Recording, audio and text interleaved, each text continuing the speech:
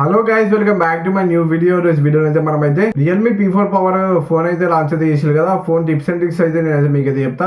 అలానే ఫోన్ లో కొన్ని ఫీచర్స్ అయితే ఇంపార్టెంట్ ఫీచర్స్ అన్న అవన్నీ అయితే నేనైతే మీకు అయితే వీడియోలో అయితే నేనైతే మీకు అయితే చెప్తా. ఒకవేళ మీరైతే రియల్మీ P4 పవర్ ఫోన్ అయితే కొంటే ఈ వీడియోని అయితే తప్పకుండా లాస్ట్ వరకు చూడండి, మీకు అనేది హెల్ప్ఫుల్ అవుతుంది. కొనకుండా చూడండి, మీకు ఏమేమి టిప్స్ ఉంటే ఏందని మొత్తం ఈ వీడియోలో అయితే తెలుస్తుంది. కాబట్టి తప్పకుండా లాస్ట్ వరకు చూడండి. అలానే మన ఛానల్ అయితే మీరైతే కొత్తగా సబ్స్క్రైబ్ చేసుకొని 1000 సబ్స్క్రైబర్స్ అయితే మనం అయితే తొందరగా అయితే కంప్లీట్ అయితే చేయాలి. ఇక్కడైతే వీడియోని అయితే స్టార్ట్ అయితే చేసేద్దాం. మరి ఇదే రియల్మీ P4 బాక్స్ అయితే మీకు అయితే ఫోన్ అయితే ఇట్లా ఉంటుంది. లుక్స్ అయితే మీకు అయితే బ్యాక్ సైడ్ నుంచి అయితే చూసుకోవచ్చు. దీనిలో 10,000 mAh బ్యాటరీ అయితే ఉంటుంది. ఫోన్ వెయిట్ కూడా మీరు అయితే చాలా తక్కువ ఇచ్చిళ్ళు, 219 grams ఉంటుంది. ఫోన్ వెయిట్ అయితే థిక్నెస్ వచ్చేసి 9.1 mm థిన్ అయితే ఉంటుంది. 4D కర్వ్ డిస్ప్లే ఇచ్చి దీంట్లో అయితే మీకు అయితే 6.8 inches 1.5K రెటీనా డిస్ప్లే ఇచ్చిళ్ళు. డిస్ప్లే క్వాలిటీ కూడా బాగున్నది.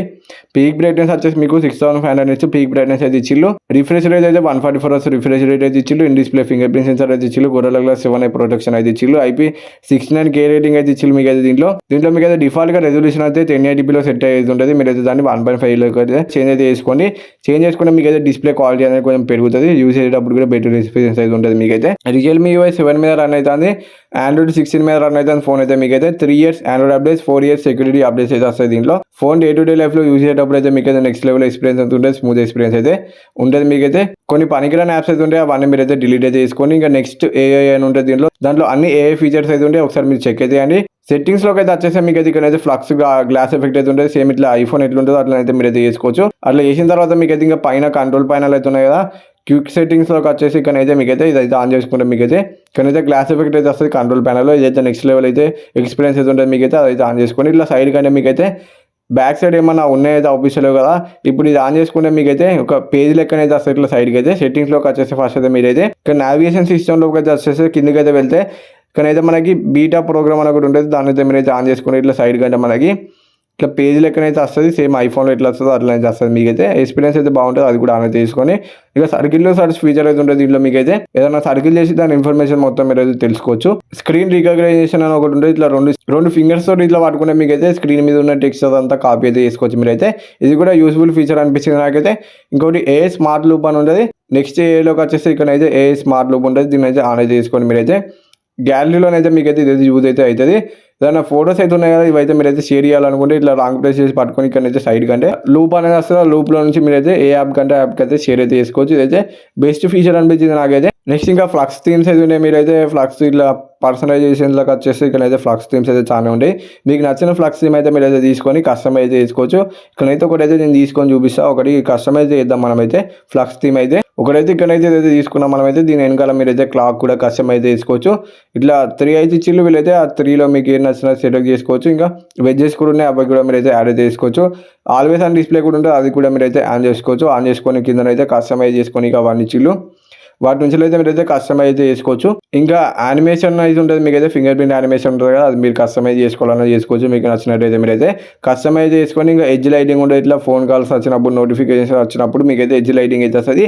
అది కూడా ఆన్ అయితే చేసుకోండి. 3 ఇచ్చిన ఆప్షన్స్ అయితే ఆ 3లో మీకు నచ్చింది సెలెక్ట్ అయితే చేసుకొని ఇంకా రియల్మీ ల్యాబ్లోకి వచ్చేస్తే మీకు అయితే ఇక్కడైతే హార్ట్ బీట్ అయితే తెలుసుకోవచ్చు. ఇట్లా కొన్ని సెకండ్స్ అయితే ఫింగర్ ప్రింట్ అయితే ఇక్కడైతే పెట్టాలి. మీరైతే పెట్టిన తర్వాత మీకు అయితే హార్ట్ బీట్ అయితే ఎంత ఉన్నది ఏందని చూపిస్తే ఇట్లా 93, 90 అట్లా చూపిస్తుంది మీ హార్ట్ బీట్ అయితే ఎంత ఉన్నది ఏందని. ఇంకా గెక్చర్స్ అండ్ మోషన్లోకి వచ్చేస్తే మీరైతే ఇక్కడైతే గెక్చర్స్ మోషన్లో కిందనైతే స్క్రీన్ ఆఫ్ గెక్చర్స్ అని అదైతే ఆన్ చేసుకుంటే మీకు అయితే మల్టిపుల్ ఆప్షన్స్ అయితే వస్తాయి. ఇక్కడ మ్యూజిక్ గెక్చర్ అయితే ఉన్నది. మ్యూజిక్ని అయితే మీరైతే కంట్రోల్ అయితే చేయొచ్చు స్క్రీన్ ఆఫ్ చేసినప్పుడు.